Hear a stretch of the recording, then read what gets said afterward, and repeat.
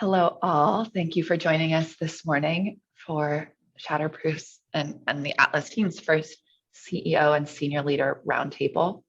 And as you enter the Zoom room, if you could answer the poll on the question, or sorry, the poll that is up on the screen. And if you have any additional questions, if you could drop them in the chat. One of our program coordinators, Amelia Wilburn, will respond to those, or we'll triage them for the question and answer section later. And I'll give just, let's say, 30 more seconds. Want to be respectful of time, and it looks like we have a quorum already. So going to dive in shortly.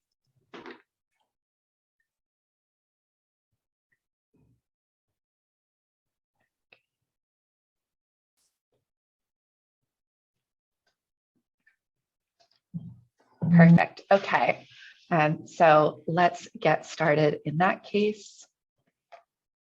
So welcome, as I mentioned, to the Atlas CEO and Senior Leader Roundtable. We're very grateful to have you today. Just as a brief overview in terms of who kind of our key speakers will be. Hi, my name is Carolyn Davidson. I'm the Vice President of State Engagement for Shatterproof.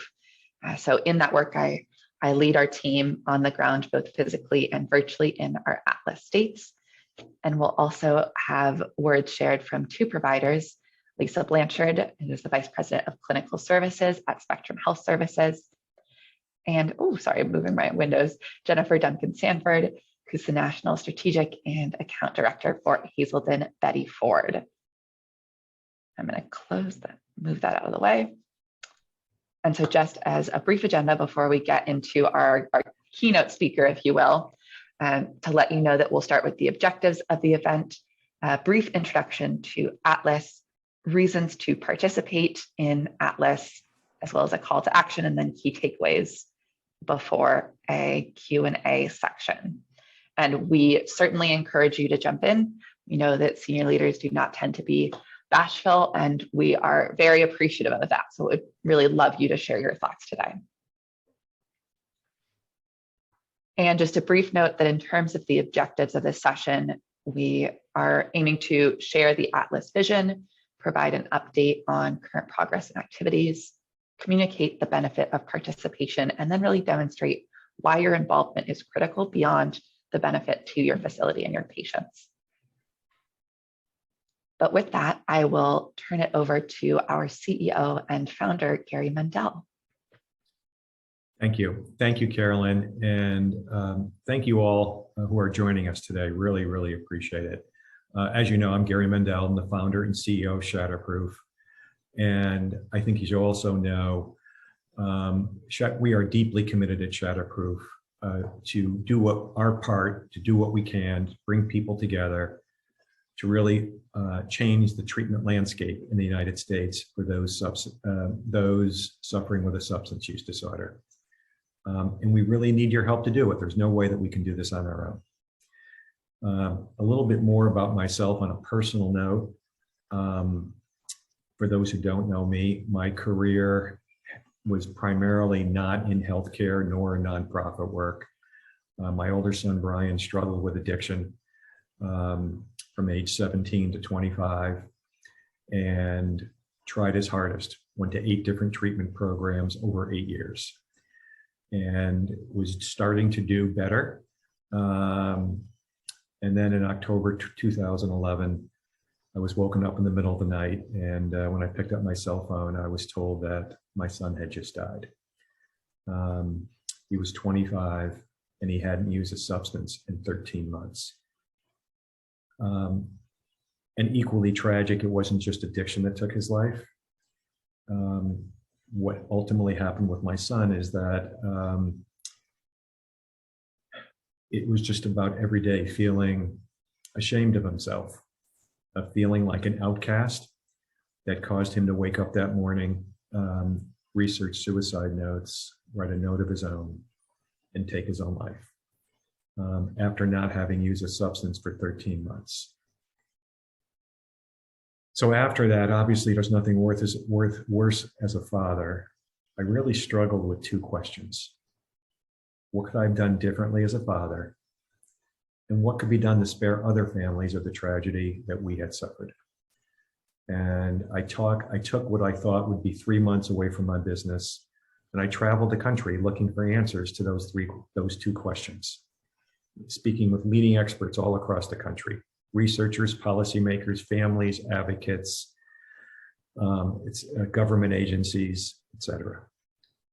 And when I did that, after a few months, when I came back to my office and I took out a pad, I wrote a few things.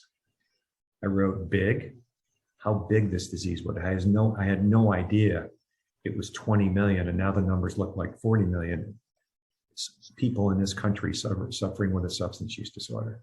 I had no idea it was that big. Second thing I learned, that 8 out of 10 of those addicted became addicted before their 18th birthday. It's mostly, not fully, but a large part about this is about our teens developing this disease when their brains are not fully developed. But the third thing I wrote down on my piece of paper was the word tragic. And what that meant to me when I wrote it was almost as bad as when my son died. Because I learned what that word represented is that I learned that all this research existed, proven research funded by NIDA, and on ways that things that our communities, our healthcare system, and our families could do. And if they followed these certain things, less of our loved ones would use drugs and become addicted. Also in that body of knowledge, buried in medical journals, was things that treatment programs should be doing. And if they did those, patient outcomes would be significantly better. Again, not opinion, this was proven by randomly controlled trials.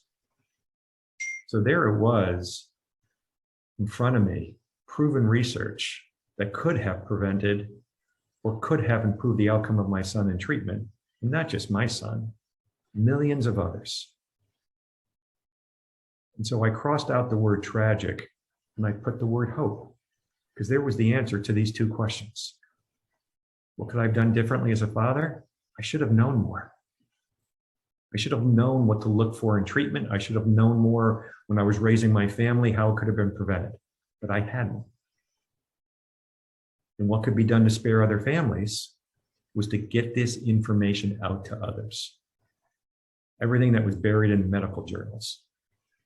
And create systematic change. So not we got this out to others, the system got this out to others. And that's what led to, when I saw that, that's what led to me leaving my business, spending 1.5 years with those researchers and government policy agents and providers and others around the country, developing a business plan. What leads specifically, and I think for those of you who follow us, our business plan has 3 areas. Doing what we can to transform the treatment system in partnership with others, reducing shame and stigma, and providing education to families in ways that families, it's consumable to them. So for this call, I'm just going to narrow it right down to Atlas, which is a piece of a major component of improving the treatment system in the United States. To me, coming from a background in business, this was fairly conceptually simple. Not simple to do, but conceptually simple. What we needed was one national standard of care for the treatment of addiction that everyone was unarguable and everybody bought into, and a way to measure it so we can give that information to families when they're looking for treatment programs and compare treatment programs, who was offering things that they needed and who weren't. To give it to providers so they can see how they stacked up in all these areas and compare it to national averages of other providers with similar type treatment programs. For learning for providers, to give it to states so they can see how their state average lines up against the average of all other states. Maybe they're low in one particular area and it's a simple policy change that we can fix. To give it to payers so they can learn from it, to build their networks. So that was the simple vision. Obviously simple in vision, not easy to implement, but doable. So the first step was one national standard of care. Just as embedded our name, Shatterproof, proof It's not what I think or Carolyn thinks or Leah thinks or Angad thinks. It's what does the science showed. We tore apart the Surgeon General's report in 2016. I contacted the leading author of that report, who wrote that report, and combined with him and Pew Charitable Trusts, we pulled out 8 national principles of care and have gained broad industry acceptance on it. So now there was one national standard. And I also knew that coming from a background in business, you can't have 30 things or 40 things. It's got to be less than 10 that people can focus on that were the most important to patient care, patient outcomes. So we had a national standard. The next step was again, fairly intuitive, a quality measurement system to gather data from sources of information, from claims data, from patients, from providers, triangulate it, bring it in, and just transparently showing it. No opinions on ours, whatever the data shows, we just put it out there and make sure that patients have it so they can make good decisions, make sure that providers have it so they can learn from it, make sure that states and payers have it. Fairly simple concept. So we raised $5 million in funding and we built it and tested it in 6 states. I think as you all know, it launched a year and a half ago in July 2020 in 6 states. Then the $5 million ran out. The states loved it. They gave us funding for 2 more years, for 2021 and now to 2022 to keep it going. And the exciting part is those 6 states represent 13% of the United States population, about what you would think. 6 divided by 50 is round numbers, about 13%. We had some small states, some large states. The wonderful news is we're now expanding into 13 states. So those 13 states, simple average would be, call it roughly double the 13%. But because we have large states coming in, California, Florida, Pennsylvania, New Jersey, et cetera, these 13 states will represent 13% of the United States population looking for treatment, 43%. So just in a year and a half since we launched, we're now going into 43% of the United States population looking for treatment. And we're talking to several other states now. I'm sure we'll have new states as we go throughout the year. So, and traffic is building every day. Every time we add a new state, that's more people in that state that hear about it. They talk to their friends and neighbors and family in other states, and it's spreading around the country. So traffic is building. So from a provider's standpoint, this is wonderful for you. You're going to get data now, seeing how you compare to across all this population, how your treatment program compares, and you can see ways to improve. And for those providers, which is most, from my experience, only want to do better and help people, what a great way to get your information out. So the unscrupulous providers, which I think is very, very few, will not be getting any business because they're not providing the right care and they're not giving us data. So what a great tool. So with that, I'm just going to finish up with a couple comments and turn it over to the team. I just can't thank you all enough for being on this call. For everybody on this call helping us and being a part of this, I just can't thank you enough. I mean, from my heart, my life now is built around responding to those 2 questions. I now know what I could have done different as a father. I can't change that. But I can use that information to spare other families. And that's the culture and thread and mission of Shatterproof, helping others. And you all on this call are part of that. So I can't thank you enough. And throughout this presentation, any suggestions of how we can do what we're doing better, this is not Shatterproof's program, Atlas. This is all our program. We're here to help the treatment system and help families. So thank you all for being here. Thank you for listening to me and inviting me to this call, Carolyn and team. Of course, I wouldn't have missed it. And look forward to the rest of the conversation today and partnering with all of you as we go forward. Thank you. Thank you so much, Gary. We're incredibly grateful that you could join today's call. And so Gary actually shared quite a good bit about Atlas, which is fantastic. So we will keep things brief and get to what I call the meat and potatoes of the conversation. So I believe that most of you on the call know what Atlas is, and certainly Gary's description was very helpful, but just to reiterate kind of the key things that make Atlas so unique and important in the addiction treatment space are that it includes a consumer-friendly needs assessment, transparent indicators of treatment quality. It is not funded by providers in any way, and it's not pay to play. It includes a comprehensive list of facilities. So it spans the continuum of care from outpatient, IOP, inpatient, and residential. It also includes educational content and professional portals. And very importantly, to Gary's point about the importance of helping people find the treatment they need, Atlas is completely free and not for profit. So really our goal here is not to make money, but instead to help people find the treatment that's best for them. And so to briefly recap what Gary said, Atlas started 3 years ago now with 5 million in funding and 6 states. We developed and assessed quality measures and had them validated and reviewed by different experts, including the National Quality Forum. We developed state advisory committees. We gathered and analyzed the data. We launched a technical assistance series and the website.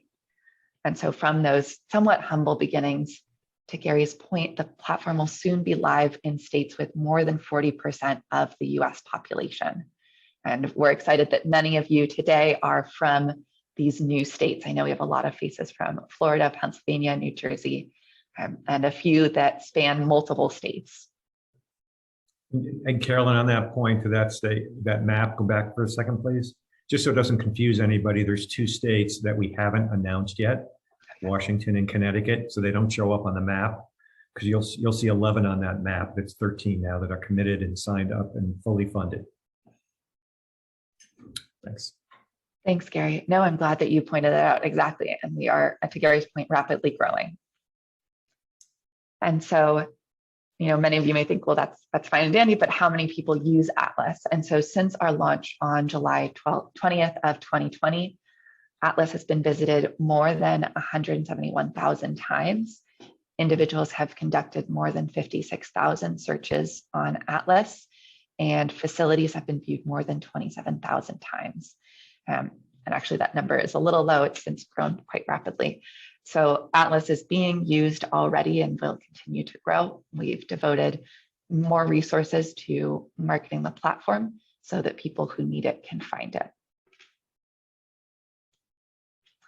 And so now kind of the reason that you all are here, why should your organization participate in Atlas? So Atlas benefits multiple groups. It benefits your facility, your patients, and the treatment landscape as a whole. But we know that many of us are on because we care about patients, we care about family members. And so Atlas is really a website that is for patients and their family members. It helps patients easily find care that meets their needs. They can easily compare facilities side by side. They can leave meaningful reviews of their experience and read reviews from others. They can find information and support to help them navigate the treatment system, which even for those of us working in addiction is still difficult. And it builds trust and transparency. And I'll note that really with Atlas, our aim is not to point to one single facility as the best facility ever. Instead, our aim is to share transparent information to help patients find the care that is best for them. For instance, we know that residential treatment is not right for everyone, but is very right for some, similar to outpatient or IOP. And so our goal with the website is to help patients navigate to the most appropriate care. And having your data on the website makes that even easier for them. And so not just for your patients, but also for your facility. Obviously, those of you on the call today are predominantly senior leaders and are thinking about, okay, how does this benefit my organization? There are a million efforts that help patients, but what does this do for our facility? And so as you see here, there are several different components that really Atlas helps your organization with. This is an opportunity to ethically market your facility to patients. It also levels the playing field, as we noted. We are not for profit. Atlas is not for profit. Shatterproof is not for profit. And it doesn't list only one type of facility. So it lists both not for profit and for profit facilities, as well as the continuum of care. You can also connect with other providers and resources. It demonstrates your commitment to state-sponsored initiatives. You can leverage your Atlas participation for benefits from payers, as well as demonstrate your quality and transparency. And you gain the opportunity to partner with Atlas. We'll have some providers speaking today who have also submitted their data. And you can access free data about your facility, including benchmarking and patient experience information. And so kind of to tie it up, your involvement is important for your staff, your patients, and for the field. And so participating in Atlas really demonstrates this commitment to quality and also allows your staff to understand where are places that your facilities can improve and to access free resources to improve your facilities. Also, we mentioned several reasons that it's important for your patients. And then it also helps advance the addiction treatment field. We know that you're on the call because you care about addiction treatment and you care about the field. This is a really unique and exciting opportunity that is truly for free. You don't have to pay anything to be involved in Atlas. And I'll just note briefly, and if we have time later, we'll do a demo, but just wanted to make sure that we save time for questions and discussion, that the key point, one of the key parts of Atlas that's available to facilities who submit data and is not publicly available is what we call our password protected portals. And so these are portals that you log into that allow you to benchmark your facility against your peers in the state to understand how you're measuring up on quality metrics. And you can also view patient experience survey data. So for those who don't have patient experience surveys in their facilities or who are looking for a more standardized way to collect those data, at Atlas, we have a patient experience survey that is completely standardized across all facilities. And on the back end, we package that information and tie it up for you in a neat bow so you can see how you compare to other facilities and also readily access information about what patients are saying about your facility.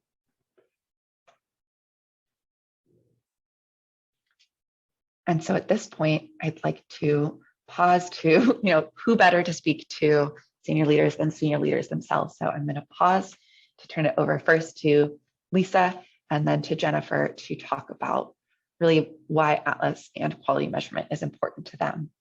So Lisa, I will turn it over to you. Sure. So I don't have slides. I'm really just here to talk, right? To just share kind of our reasonings as an organization for being part of this and what our experience has been like working with Shatterproof on the Atlas measures. And so just so that you all know where I'm coming from, I'm the Vice President of Clinical Services at Spectrum Health Systems. We're a nonprofit substance use treatment provider based in Massachusetts for over 50 years. We have community-based services across Massachusetts and correctional services as well in Massachusetts, Georgia, and Virginia. 15 outpatient programs and 7 inpatient programs across almost all of the ASAM levels. And part of why we chose to be part of this initiative when it came to Massachusetts was that idea of having a partnership to really develop those quality metrics, right? That's been as much evidence is out there, as we heard Gary talk really clearly about, there hasn't been kind of a unified approach in our field. I've been doing this for over, 20 years that kind of aligns with kind of everybody being on the same page about what a quality program is and having that being based on evidence. And so we're really able to be part of kind of developing on a national kind of more universal treatment and recovery language about what treatment should look like and what the options are for individuals and families. And one of the other things that I especially appreciate is that evidence-based and running treatment programs that provide medication for addiction treatment. And a big part of my career is reducing stigma about those evidence-based practices, is that by highlighting kind of some of those evidence-based practices out there, it's kind of reducing that stigma for the broader community who maybe just has a lot of myths and misinformation about the use of medications and about what substance use treatment can look like, right? It's often that black box for loved ones and families about what happens when somebody enters treatment or what happens in a treatment program.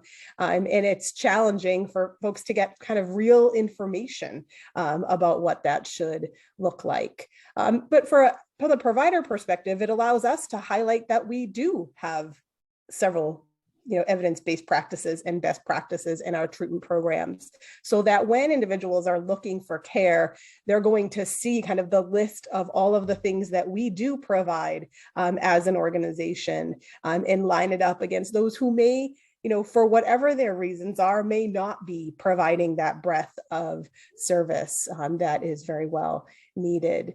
And just the process of it, I've been kind of working directly with Shatterproof on the process since we've done our second round of data collection. And when you heard Gary talk about that partnership working with providers, I would echo that, in that a lot of the feedback, and again, probably like many of you, I'm not shy in my feedback, really was taken into account. So these kind of data collection opportunities are much simpler now, right? So the experience in round one and everybody's learning and figuring out how to do this, and the experience in kind of the second round of data collection was much easier from a provider perspective, right? Having, over 20 programs, it's a bit of an administrative challenge to answer surveys, and that process got much easier, based on that partnership with Shatterproof on that measure. And just a couple of broader kind of healthcare landscape things, Atlas can really kind of support the quality initiatives and your strategic planning. There's definitely a partnership between payers and Shatterproof and providers on developing kind of this quality system. And so looking at ways that we can all be integrating with, mental health if we're not already, or integrating with physical health or primary care. And I'll just give an example of that kind of payer connection. Spectrum is working with a payer right now on being kind of an innovative provider partner, working towards kind of piloting things and adjusting our treatment to improve outcomes. And as part of that payer relationship, we're actually being measured using the Shatterproof principles that are represented in Atlas. So it kind of aligns with some of the things that we need to do, both to improve outcomes for our patients, because that's what we all want to do and why we're here, but also to make sure that we are moving towards the changing, ever evolving and changing landscape, and making sure that substance use treatment is included in those healthcare changes. So, I welcome questions or feedback, but with that, I'll turn it over to Jennifer to share her experience. Thank you. And thank you, Lisa. Really important information. And again, I really appreciate being here. And thank you to Shatterproof for inviting us to come today. So it's really great. Thank you so much. So with this, I want to just talk about how important this is. It is the amount of fraud and just illegal activity that happened when substance use became a really reimbursable benefit from insurance companies was astronomical. If you just Google fraud and substance use treatment, you'll just see FBI raids everywhere, people taking advantage, people paying for people to relapse so that they can go back into treatment and it got ridiculous. And I am with Hazel and Betty Ford, and we really value the excellent clinical measurement-based, evidence-based treatment. We have sites across the country, and with Shatterproof, we've been working with our New York site and our Florida site, and we'll continue to work with you as you expand across the country. We treat everything from detox all the way through to recovery management. And we have found with the fraud that was going on, even though we're across the country and we were referring to, locations or states that we may not be, it was hard to try to refer to a location that here we had somebody, we feel like we did this, excellent job in being able to help this person get to a certain stage in their recovery. And then where do we refer them to where we can trust that recovery will continue in a positive way? So Hazel and Betty Ford created our own kind of vetted network where we have been able to really look at who across the country can we refer to, from sober living homes to treatment centers. So when we, were able to work with Shatterproof and this atlas, it was right up our alley. It just absolutely is so important to be able to continue that treatment from, going from our location to a location that we, don't have treatment center, to know that our patients are being taken care of. And that, to trust that Shatterproof, looking at their vetting process is fabulous. So really trust that who we're referring to in those locations is an excellent referral source. And so with that, we also want to be part of the a positive referral source. So we want to refer out positive, to clinically ethical folks, and we want to be considered that. So with that, we also, we've worked with different payers, across the country. We're a Blue Center for Distinction. We're a part of the Optum's Platinum programs, as 360 programs. We have centers of excellence here. And then, when we heard about this, we're like, we want to be part. So with that, I was like, let's go. I have asked 1,000 questions, and I can't even just say how wonderful the Atlas and Shatterproof group has been with being able to answer my questions, how silly or detailed they might be. And it really has been a nice partnership to be able to work together. And to get this survey done, yes, it's long. Yes, it does take time. I found the best way to be able to do that is to just set up a meeting with the site leader, with one of our credentialing network folks, and then myself, and we just hammered it out. So, and that was being able to get, instead, we didn't have 1,000 emails going back and forth, just set that meeting and work it out. So it's valuable. It will help not just with you receiving referrals, but also making sure that when you can use it yourself and know that when you're referring out, you are referring to trusted providers and that will take good care of the patients that you care so much about. So thank you. Thank you so much, Jennifer and Lisa. We are deeply grateful for you taking the time to speak today and for all of the time that you have put in, both to participating in Atlas and also to giving your feedback. And we are just so grateful that we've been able to help you along that process. And so I would like to think that what's in all the attendees' heads right now is, okay, I'm swayed. How do I participate? I know you may be somewhere along the path along the, the stages of change. Maybe you're in contemplation, maybe you're in preparation, but either way, now you've heard sort of the reasons to participate in Atlas. So kind of, what's the ask? So we have sent out a survey to your facilities. If you haven't seen the survey go by, certainly email us, or it's likely been sent to one of your program directors. But if you'd rather receive all the links yourself, we are more than happy to send to you. This survey takes about an hour and a half to complete, more or less. Certainly Lisa and Jennifer can weigh in on that, and that will definitely vary depending on the complexity of your sites and how many facilities you have. The survey is due on Friday, January 28th. So just 15 days from now, I was just checking my watch to confirm, just 15 days from now, more than 1,200 surveys have already been submitted across our Atlas states. And this is really the key step to make sure that your profile is accurate on the Atlas website, and that, as Lisa attested to, that you can use that information to help benchmark your facility to others in the area.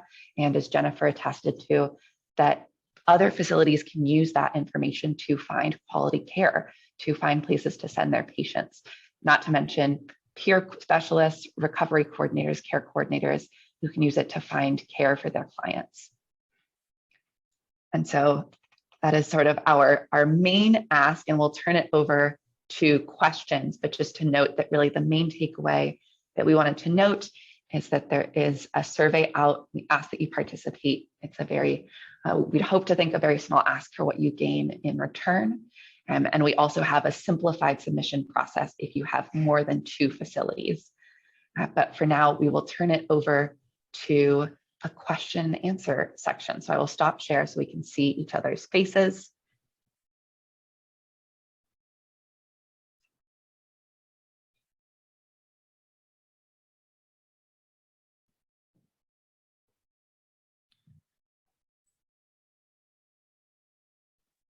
Gary, did you want to say something? Yeah, the only thing I just wanted to add, we can broaden this to not just questions, but also feel free with suggestions.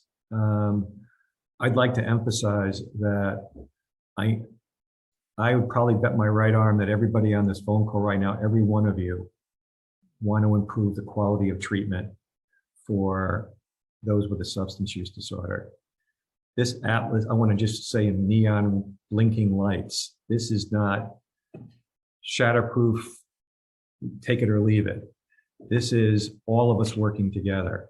So if there's any suggestions you have now that you'd like to just throw out for discussion, or at another time, we want your feedback. We want it. We want to continually iterate version 2, version 3, version 4 of the platform. How do we work with people? How do we engage people? How do we improve the quality of care? We're open. So feel free to, on this call or in other formats, we want your suggestions. Love your suggestions. Thank you so much, Gary. Carolyn and the team, I have a question from a provider or from a senior leader. And they ask, did I miss this? Is there an overview of what the quality measures are? How is the data collected? Is it self-reported by the facilities? So I don't know, Carolyn, if you would like to address that quickly, that'd be great. Sure, I'll jump in, and I'll note that we'll also send documentation in follow-up. So this, you don't have to be writing everything down right now. So Atlas uses 3 different data sources. So the first is the facility survey, which we discussed. That is self-report, which we then validate. So we're not just taking every facility's word for it. We have a series of validation protocols that we use to make sure that providers are not making up what they say, and also to help make sure that there are no errors. So for instance, if we notice that there's a discrepancy in your hours, we will follow up on that. So that is one of the main sources of data. We also have a patient experience survey, which I mentioned, and so that uses primarily CAPS echo measures, so validated metrics. And then that is completely anonymous, can be filled out at any time during treatment. And that is reviewed by a member of our team, as well as put through an algorithm to ensure that it's not just one person submitting survey after survey after survey saying, I hate this facility, it's the worst. And then lastly, in the first phase of Atlas, we included claims metrics. These were calculated by our state partners, the offices of Medicaid. So using that Medicaid claims data. In this phase of Atlas, we are pausing that calculation. We know that it took a lot of time and capacity for our partners to calculate those, and that ultimately found that patients and family members didn't really find the information useful. They weren't really sure how to interpret that. So rather than kind of plow ahead full steam, we went back to the drawing board with convenings of stakeholders. I think many of you on the call have been to those to understand, are these the right metrics and how can we best calculate and display them? So that's sort of an overview of those key metrics. And when we finish the call, we will happily send out, we have a memo all about the measures that are included in Atlas in those 3 different data sources, where they were drawn from and how they were reviewed. And so, as I mentioned kind of very briefly, just to not to get into the nitty gritty details, but essentially we started with the Surgeon General's 2016 report on addiction to devise those 8 principles of care that Gary referred to. We then convened a group of subject matter experts to understand what are the existing measures in the space that kind of capture these key principles of care. We then met with different groups of experts and also with providers to get their feedback. We worked with the National Quality Forum, who held a public comment period that received over 300 comments. And then it culminated in an expert panel, which then reviewed and gave feedback on the final measures. And so I'll just note that that's how the measures came to be, and that we are continuously iterating on them. So you'll notice that this year we've added measures about telehealth, obviously both with the onset of COVID and just the fact that telehealth is taking up a bigger space. And then we also include questions that won't be displayed publicly just for our research purposes about how your facility has been impacted by COVID, whether you've had staffing shortages, you've had to increase hours, decrease hours, et cetera. Awesome. Thank you so much, Carolyn. So we have 2 more questions. I'll start with the first, and this one I think is best answered by our lovely data team member, Christine, who's on this call. And the question is there a specific person to contact should we have questions about completing specific items on the survey? There are some questions with drop-down options that we are unsure of how to respond to, which options to pick. So I don't know, Christine, if maybe you want to answer this one, or Carolyn, whoever's best for that.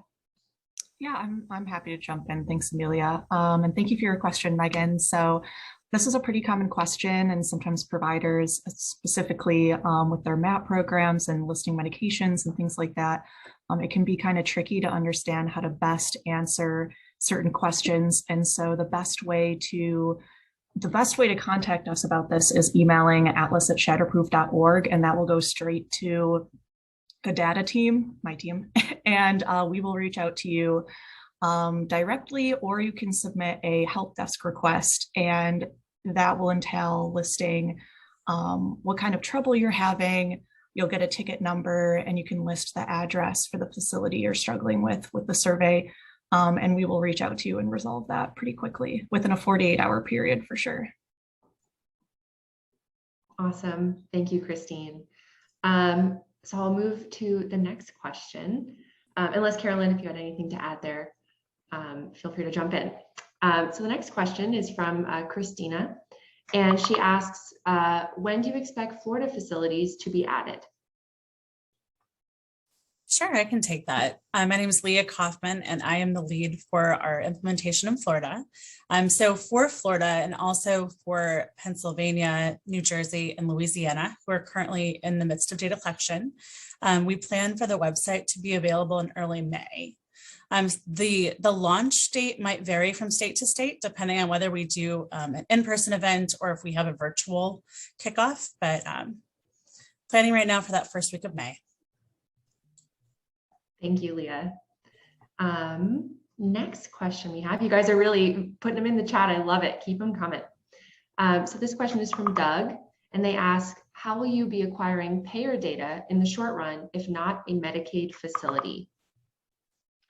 Great question, Doug, and I can jump in here. And apologies, the downside of being in an in-person building is moving to make sure you're not in a space with too many other people. So that's a great question. We work with both Medicaid and commercial payers. So once we are moving to the next steps of the claims measures planning and calculation process, usually the way that we've done it in past is partner with for-profit payers to receive just the calculated data. We don't receive any personally identifiable information, but they send us the metrics. And so in that case, we've worked with several different commercial payers and hope to continue